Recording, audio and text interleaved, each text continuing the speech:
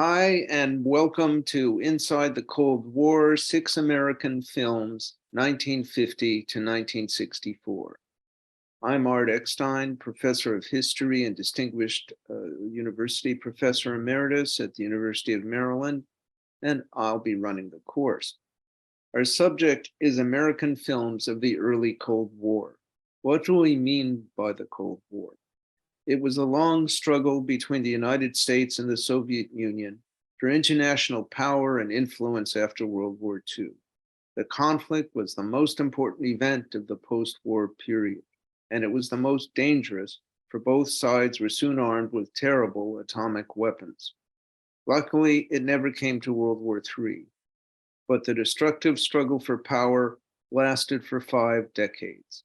It only ended with the dissolution of the USSR in 1991, but a version of the Cold War seems now to have returned. The Cold War naturally had an enormous impact on American culture, including, naturally, American film.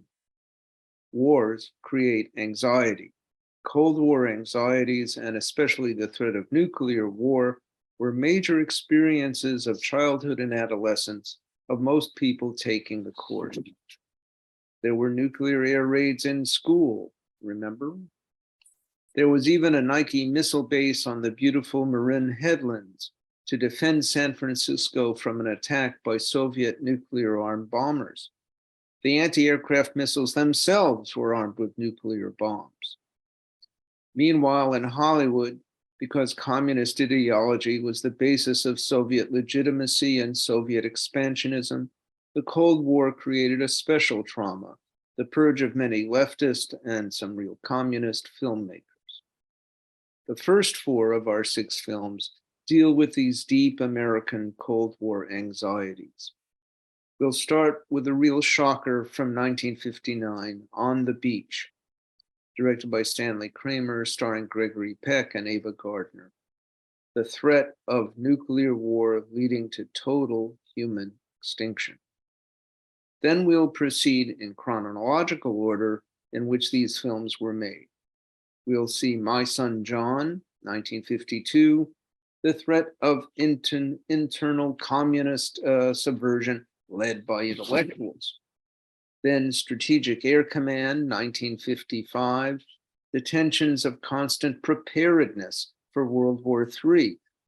The film was intended as Air Force propaganda, but it was eventually banned at some SAC bases.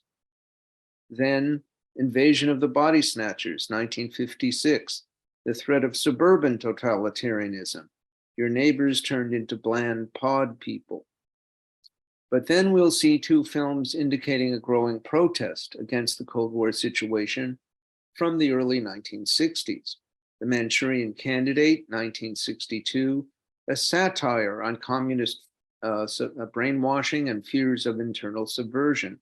We can compare it with My Son John a decade earlier. And then finally, Dr. Strangelove, a satire on the threat of nuclear war. We can compare that with both Strategic Air Command and the deadly series On the Beach. The course lasts 6 sessions, 1 session for each film.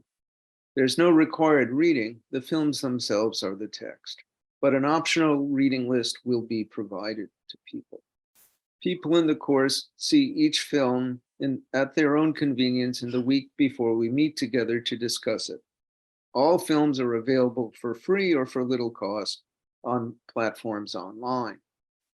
The course discussion meetings will be Zoom meetings. They will consist of a 40-minute or so lecture given by me on the historical and cultural background to each film. Then there'll be a 5-minute break, and then we'll have a 45-minute period of class discussion about this week's film. The course meets on Wednesdays at noon, starting Wednesday, September 20th. It should be illuminating.